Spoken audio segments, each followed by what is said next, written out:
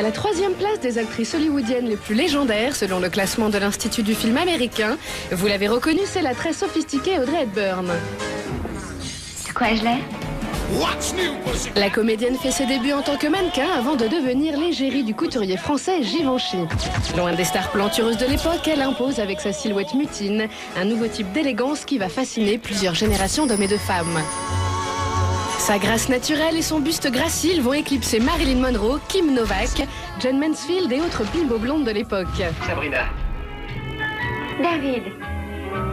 Et hop! Pour les Américains, elle incarne une certaine forme de classe européenne. Bonsoir. Vous êtes magnifique.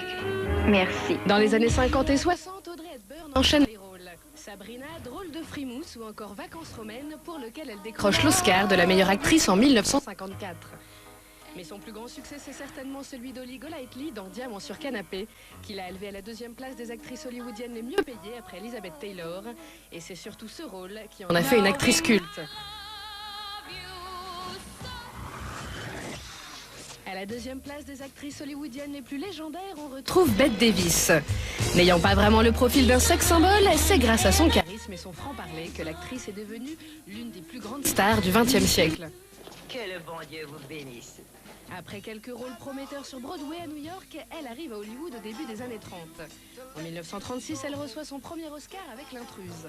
Bette Davis a 28 ans et sa carrière décolle instantanément.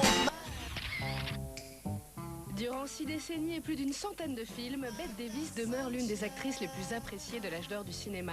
Elle est un symbole de ténacité féminine grâce à des rôles de femmes impitoyables et hystériques, mais également à cause d'une vie privée pour le moins turbulente. L'actrice se mariera et divorcera 4 fois. Est-ce que vous connaissez cette personne?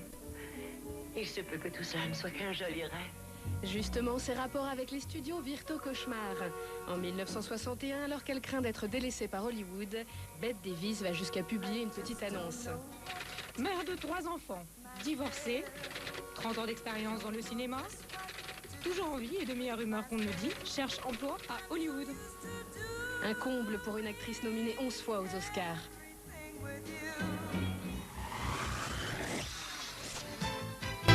À la très convoitée première place des actrices hollywoodiennes les plus légendaires trône la magnifique Katharine Hepburn.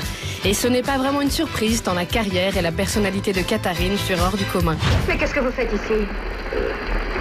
Oh, rien du tout, Miss. Eh bien, sortez alors. Et tout de suite. Dans les années 30, cette femme à la beauté racée ne portait que des pantalons et refusait d'être maquillée lors de ses tournages.